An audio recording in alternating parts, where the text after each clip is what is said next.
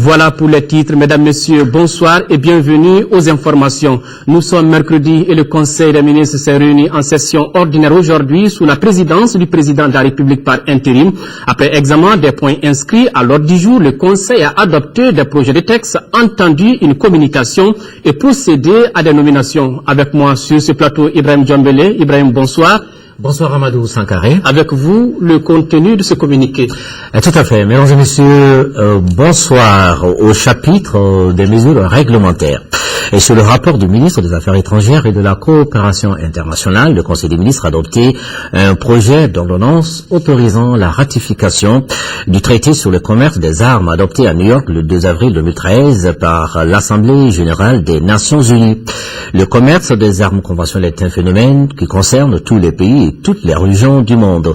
Les problèmes liés au commerce irrégulier et illicite de ces armes constituent de nos jours des défis majeurs ayant un impact négatif sur la paix, la sécurité et la stabilité régionale et internationale. Cette problématique a mobilisé la communauté internationale en 2012 lors de la conférence des Nations Unies pour un traité sur le commerce des armes. Le traité sur le commerce des armes adopté après de longues négociations par l'Assemblée générale des Nations Unies en avril 2013 et signé par notre pays en juin 2013 vise essentiellement à instituer les normes communes les plus strictes possibles aux fins de réglementer ou d'améliorer la réglementation du commerce international d'armes classiques, à prévenir et éliminer le commerce illicite d'armes classiques et empêcher le détournement de ces armes, à contribuer à la paix, la sécurité et la stabilité internationale et régionale, à promouvoir la coopération, la transparence et l'action responsable des États parties dans le commerce international des armes et bâtir ainsi la confiance entre les États.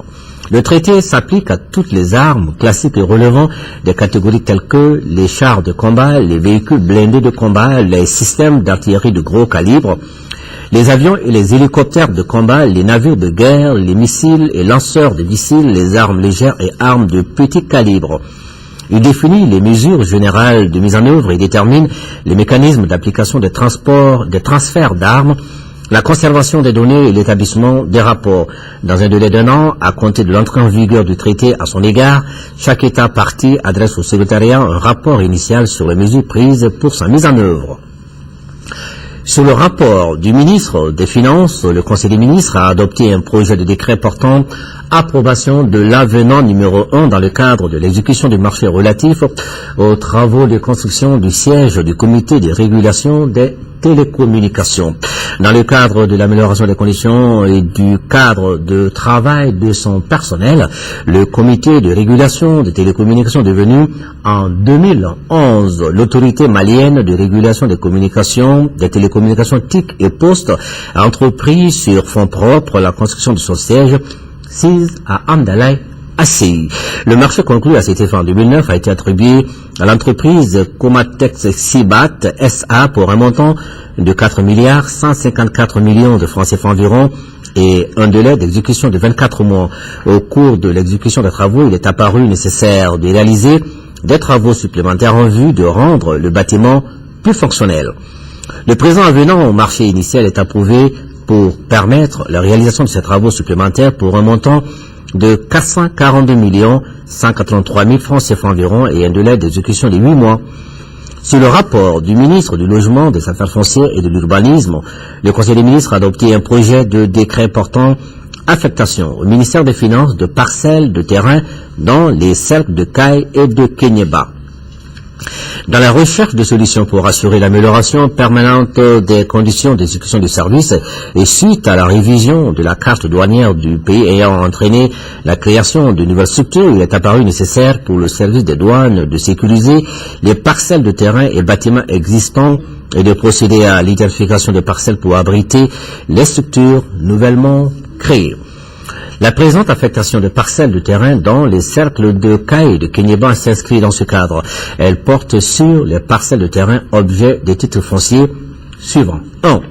Livre foncier de Caille, numéro 239 de Caille, superficie de 6 ar, 78 centières, 6 à Caille, numéro 248 de Caille, d'une superficie de 2 ar, 44 centières, 6 à Caille, numéro 722 de Caille d'une superficie de 1 hectare, 11 ar, 0 centières, 6 à Caille, numéro 1183 de cailles d'une superficie de 8 hectares, 75 arts, 800 centiares, 6 à Diboli. 2. Livre foncier de Kenyeba, numéro 268 de Kenyeba, d'une superficie de 20 hectares, 4 arts, 74 centiares, 6 à Maïna Mine. Numéro 269 de Kenyeba, d'une superficie de 1 hectare, 75 arts, 64 centiares, 6 à Maïna Mine. Numéro 270 de Kenyeba, d'une superficie de 88 arts, 16 centiares, 6 à Maïna Mine. Numéro 271 de Kenyeba, d'une superficie de 1 hectare, 60 arts, 46 centiares, 6 à Mogoyafara. Numéro 272 de Kenyeba, d'une superficie de 8 hectares, 56 centiares, 6 à Dabia. Numéro 273 de Kenyeba, d'une superficie de 4 hectares, 24 arts, 37 centiares, 6 à Sansanto. Les dites parcelles sont destinées à abriter les structures des douanes. Et sur le rapport du ministre de l'Énergie et de l'Eau, le Conseil des ministres a adopté un projet de décret portant approbation des contrats de concession et d'affermage du service public de l'eau.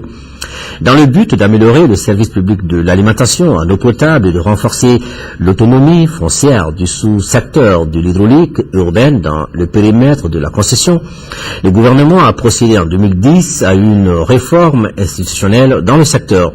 Cette réforme s'est traduite par la séparation juridique de la gestion des services publics de l'électricité et de l'eau potable avec la création de 2 sociétés d'eau potable. Il s'agit de la Société malienne de patrimoine de l'eau potable SOMAPEP, avec pour mission la gestion et le développement des infrastructures d'alimentation en eau potable, et de la Société malienne de gestion de l'eau potable SOMAGEP, chargée de l'exploitation des infrastructures d'eau potable. Dans le cadre de la mise en œuvre de cette réforme, il a été mis fin à la concession du service public de l'eau potable à la société EDMSA et la mise en place d'un dispositif conforme à la réforme.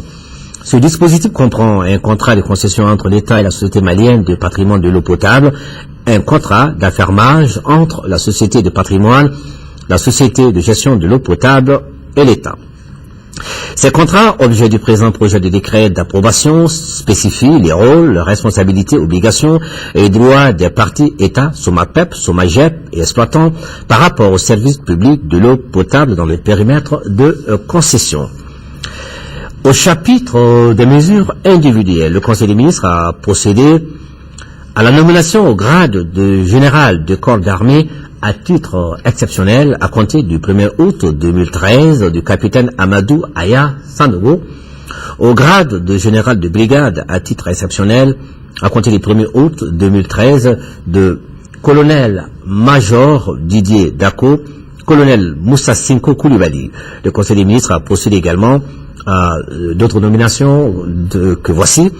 Au titre du ministère de la Défense et des anciens combattants, haut fonctionnaire de défense auprès du ministère du Travail et de la fonction publique et des relations avec les institutions, colonel Fallé Tangara, au titre du ministère des Affaires étrangères et de la coopération internationale, consul général du Mali à Gangzhou, madame Gakou Alima Danfaga, sociologue, conseiller consulaire au consulat général du Mali à Tamaracet, monsieur Mamadou Namissa Keita, professeur.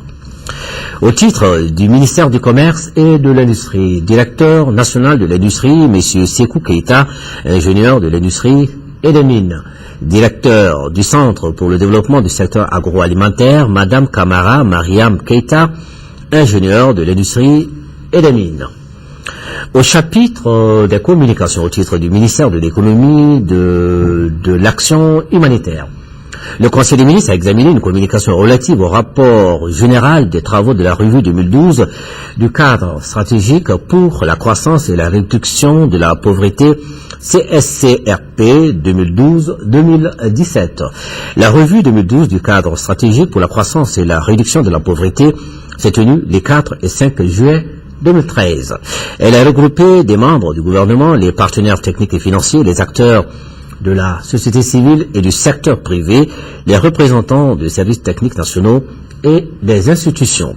L'objectif général de la revue était de faire ressortir au titre de l'année 2012 l'état de mise en œuvre des politiques et stratégies gouvernementales en matière de croissance et de réduction de la pauvreté, particulièrement le degré d'atteinte des objectifs du millénaire pour le développement OMD. Elle visait également à faire une analyse des perspectives pour l'année 2013 dans les différents secteurs d'activité, à dégager les forces et les faiblesses et à formuler les recommandations en vue de la préparation de la loi de finances 2014. Il ressort du rapport général de la revue 2012 du CSCRP que l'économie malienne a enregistré une récession en 2012. Le taux de croissance du PIB est ressorti à moins 1,2% pour une prévision initiale de 5,6%. Les secteurs d'activité qui ont été les plus affectés par la crise ont été les secondaires, en l'occurrence l'industrie et les BTP, bâtiments et travaux publics, et le tertiaire, notamment le commerce, le tourisme et l'hôtellerie. Le taux d'inflation est passé de 3,1% en 2011 à 5,3% en 2012. Cette hausse est en grande partie imputable à la mauvaise campagne agricole 2011-2012. Le taux de pauvreté en 2012 a été de 42,7%. Il a augmenté par rapport à 2011. Dans le domaine de l'éducation, le taux brut de scolarisation au premier cycle du fondamental est passé de 81,5% en 2011 à 78,3% en 2012. Le recul s'expliquerait par le niveau de la croissance démographique d'une part et d'autre part le déplacement massif des populations du nord du pays suite à la rébellion. La plupart des indicateurs de santé ont affiché en 2012 une tendance à la baisse comparativement à l'année 2011. Le taux d'accès à l'eau potable est resté stable entre 76,2% et 76,1% en 2012. Le nombre d'emplois créés en 2012 est en baisse par rapport à 2011. À cela, il faut ajouter les 3558 pertes d'emplois enregistrées dans le secteur privé. Le rapport général développe également les actions menées dans les domaines de la gouvernance financière, de la décentralisation, de la justice, de la lutte contre la corruption et de la prise en compte du genre. En perspective, à la faveur de la normalisation de la situation sociopolitique et sécuritaire et de la reprise effective de la coopération avec des partenaires techniques et financiers, il est attendu un taux de croissance du PIB de 4,8% en 2013 et 6,3% en 2014 sous l'effet de l'orientation favorable de la production agricole, de l'essor de la production aurifère, du regain d'activité dans le secteur des BTP et du renforcement de l'offre d'énergie électrique. Pour la période 2013-2014, les actions de l'État à court et moyen terme seront focalisées sur la mise en œuvre du plan d'action de la feuille de route pour la transition et le plan pour la relance durable du Mali. C'est tout ce qu'il fallait retenir du Conseil des ministres d'aujourd'hui à Amadou Sankari. Merci Ibrahima Djombele. Nous poursuivons avec ce journal à l'occasion du voyage d'amitié à Abuja au Nigeria du président de la République par intérim, professeur John Kunda Traoré. Le protocole de la République invite à l'aéroport international Bamako Sénou demain jeudi 15 août 2013 les membres de la délégation présidentielle à 7h, les membres des corps constitués désignés à 7h30. Le décollage de l'avion présidentiel est prévu pour 8h. Cela dit, audience à la primature, le Premier ministre Django Sissoko a reçu cet après-midi le chef de la mission d'observation de la francophonie. Mohamedoun Ould Abdallah est venu rendre hommage au gouvernement de transition pour ses efforts qui ont abouti à l'organisation de l'élection présidentielle. Reportage à l'Océanie Touré. International de la francophonie a déployé des milliers d'observateurs pour superviser le scrutin présidentiel aussi bien au premier qu'au deuxième tour. Le chef de la mission d'observation estime que l'organisation du scrutin a répondu aux attentes de la communauté internationale. Nous sommes venus d'abord pour transmettre les salutations de l'organisation et en particulier le secrétaire général Abdou Diouf au Premier ministre et à travers le Premier ministre bien sûr au gouvernement. Et nous sommes aussi venus dire ces salutations et celles de l'organisation au président et féliciter le peuple malien pour tout ce qu'il a fait après les épreuves difficiles, comment il s'est remis, s'est retrouvé pour reprendre un nouveau chemin, celui qu'il a toujours connu, le chemin du succès, du renouveau et du développement. La francophonie a observé le premier tour à travers presque 1 millier d'observateurs et également une délégation de plus d'une vingtaine. Ceci a eu lieu également au deuxième tour. Au deuxième tour, nous avons fait des observations à Sikasso, à Mopti, à Ségou, dans plusieurs villes, et personnellement, avec mes collègues, nous avons fait l'observation ici à Bamako. Mohamedoun Ould Abdallah estime que le Mali est un pilier de la francophonie et qu'en tant que tel, son avenir intéresse l'organisation au plus haut point. Le candidat de l'URD à l'élection présidentielle Soumaïla Cissé a rencontré aujourd'hui les partis politiques, clubs et associations qui l'ont soutenu. C'était pour leur exprimer toute sa reconnaissance. Compte rendu Adama Kodjo. Le moment est venu pour remercier les alliés. Voilà en substance ce qu'a réaffirmé le président de l'Union pour la République et la démocratie URD. Younousi Touré a invité les Maliens à la réconciliation pour la stabilité et le développement du pays. Au terme de ces élections,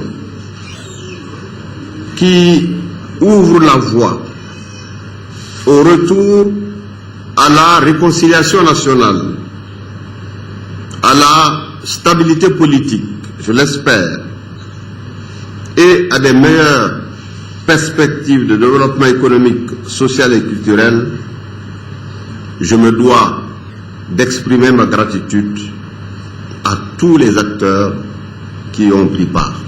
Pour les partis alliés, le candidat de l'URD a été à la hauteur de la mission. C'est pourquoi, au nom des candidats qui ont soutenu Soumaïla Cissé au deuxième tour de l'élection présidentielle, Jamil Bitar en appelle à l'Union afin de continuer les actions entreprises. Je regarde un peu la qualité des femmes et des hommes ici présents dans cette salle.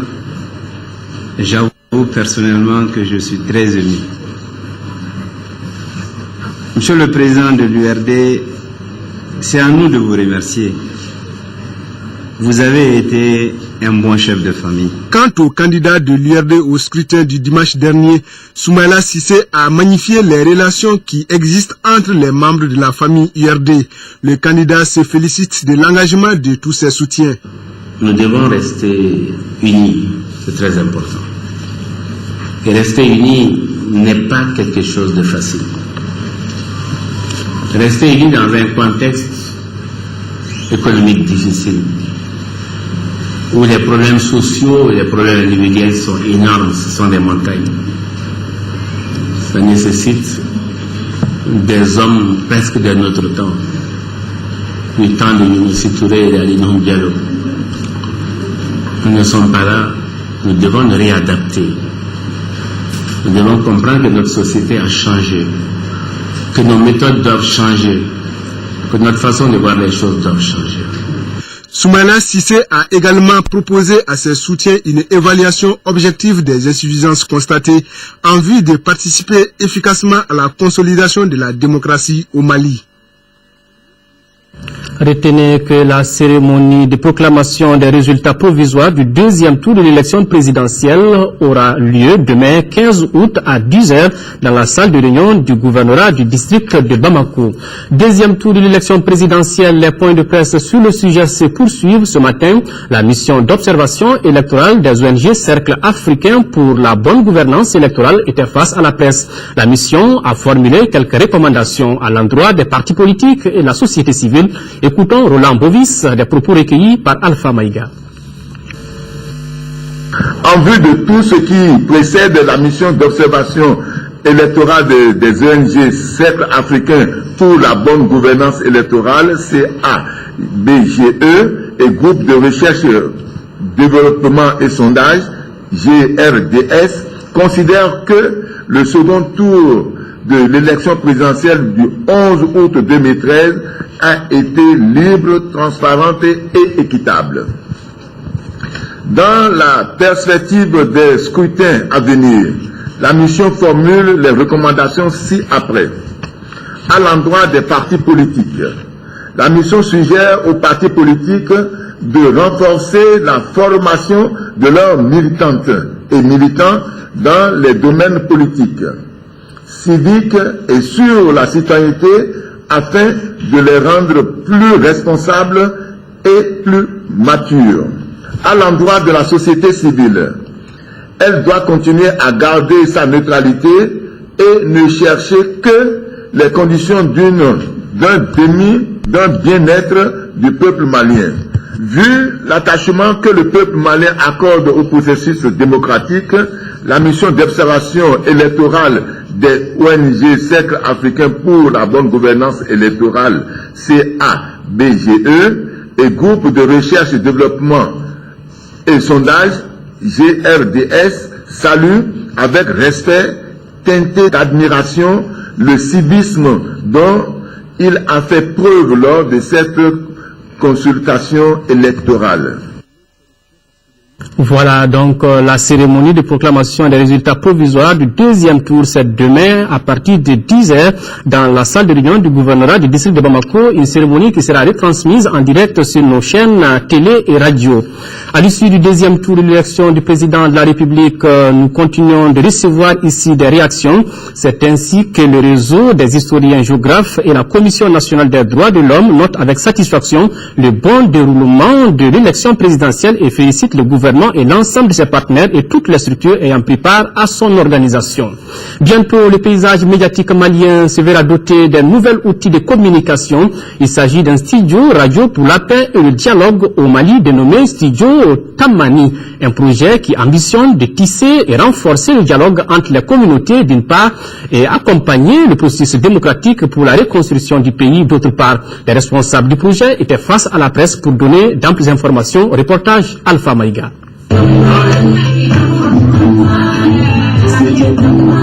Ce n'est pas une radio qui émet à partir d'une fréquence. Il s'agit d'un studio.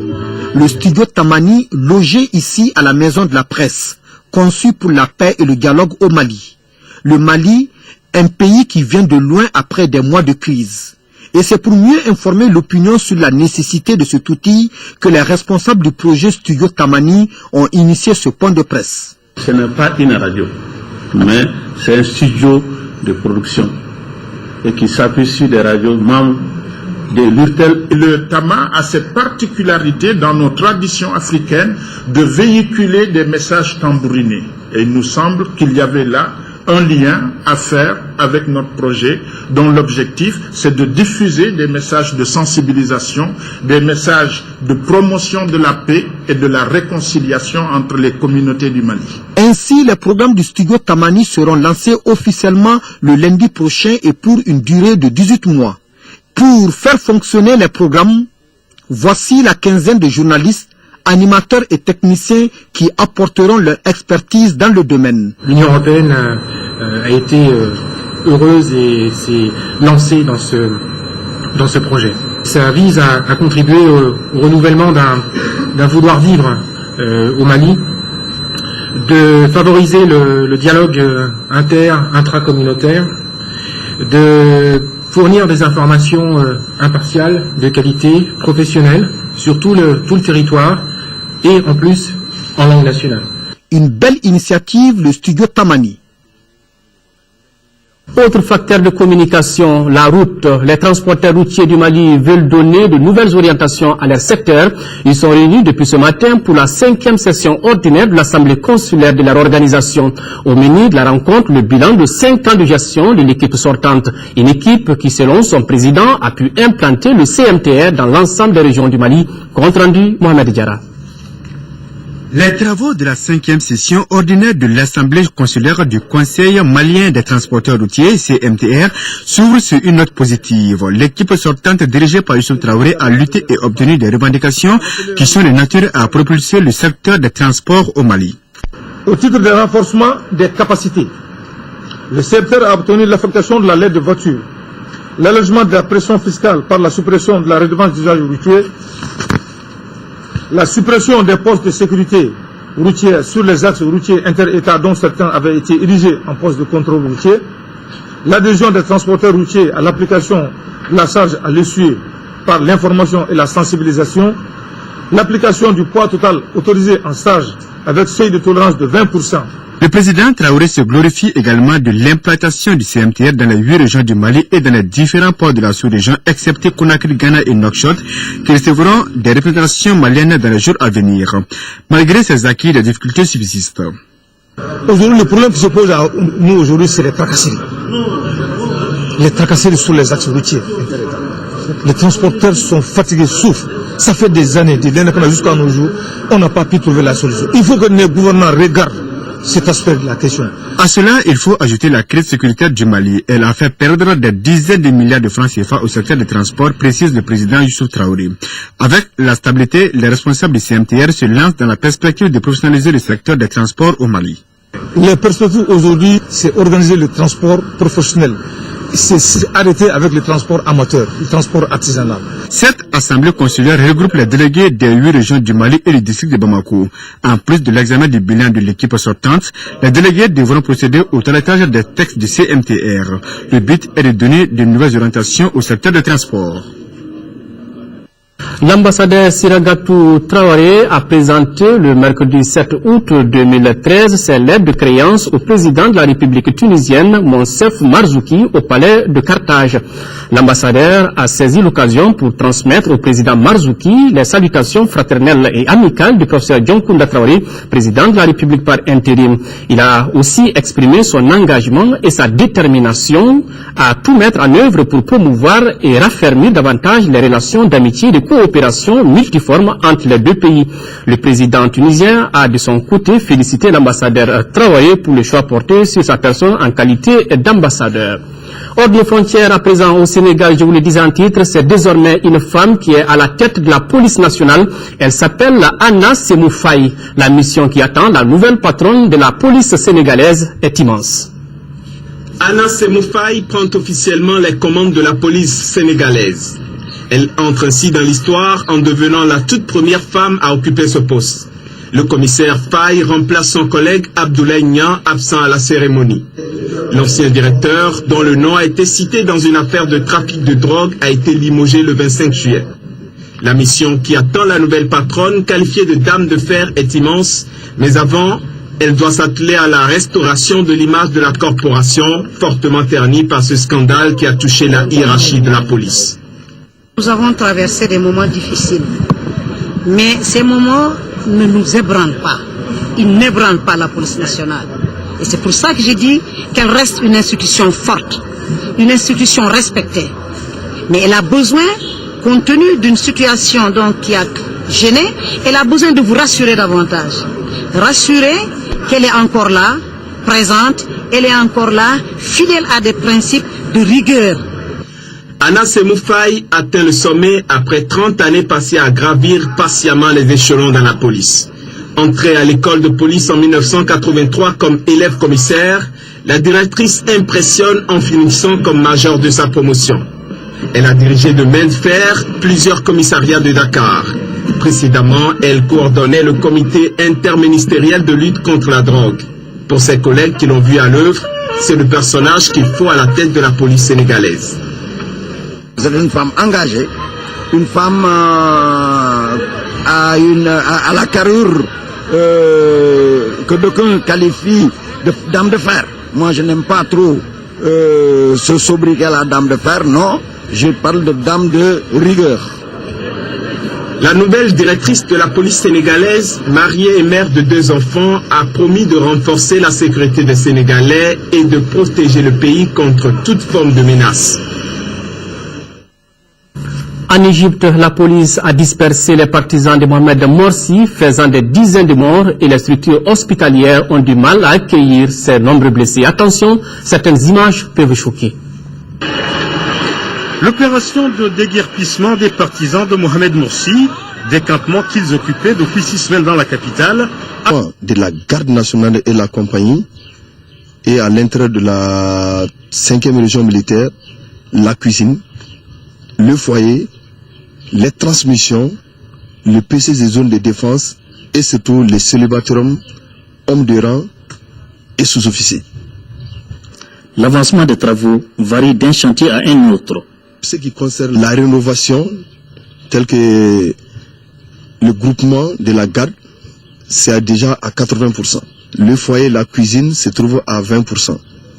Ce retard est en grande partie lié à l'enclavement de Tombouctou et surtout à l'état de la route en pleine saison de pluie. Ces infrastructures qui sortiront de terre dans 3 mois permettront de mettre les zones dans les meilleures conditions de travail. Le commandement supérieur ayant passé et vu le dégât causé par les forces du mal, a décidé d'injecter plus de 500 millions. Le moral de la troupe passe par l'amélioration de sa condition de vie et sa condition de travail. C'est pourquoi on a donné la priorité à la cuisine et au foyer du soldat, le célibataire. L'ensemble de ces réalisations rentre dans ce qu'on appelle à l'armée le projet à impact direct et rapide.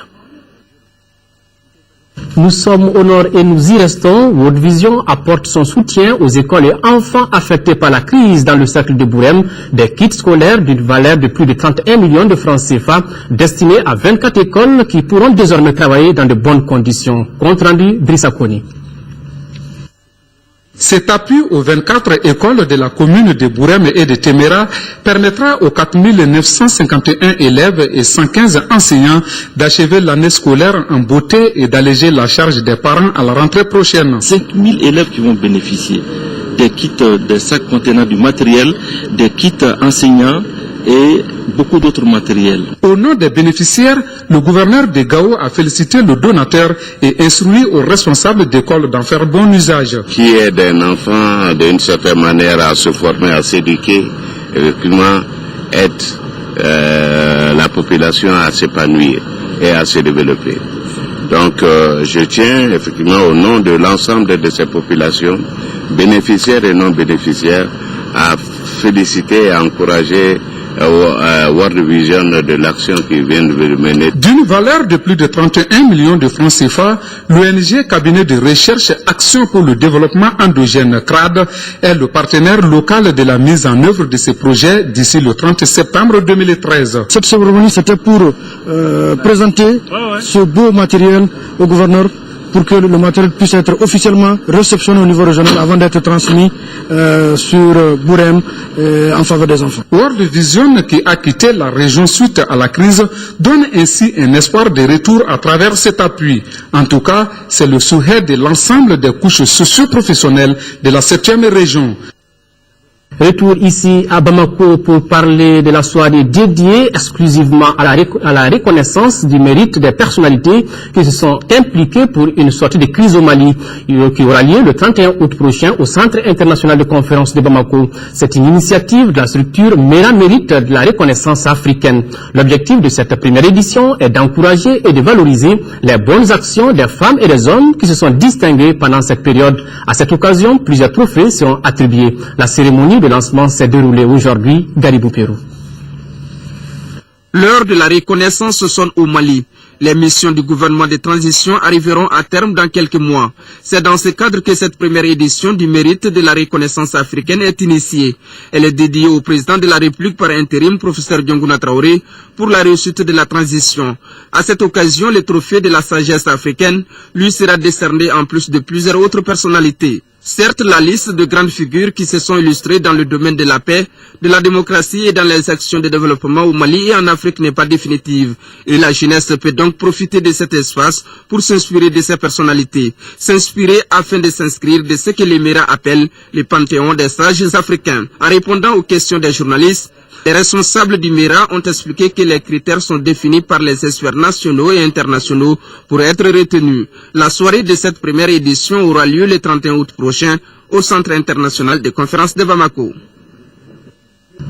Le commissariat du 12e arrondissement de Bamako vient de mettre la main sur un bandit. Il a été arrêté à Boulkasoubougou en possession de plusieurs armes.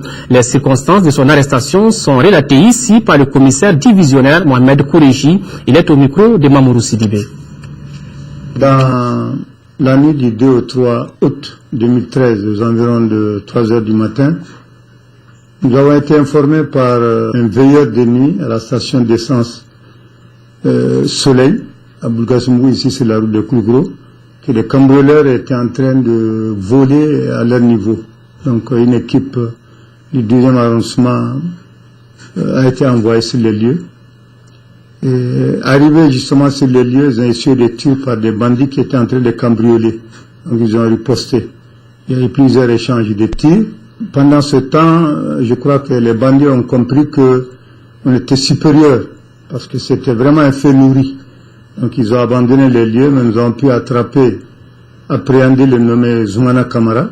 On a trouvé sur lui un pistolet de fabrication artisanale avec 4 cartouches. Et les 2 autres malfrats, parce qu'il s'agit de 3 bandits, les 2 autres qui se sont enfuis, ont abandonné sur les lieux un matériel assez impressionnant que vous voyez.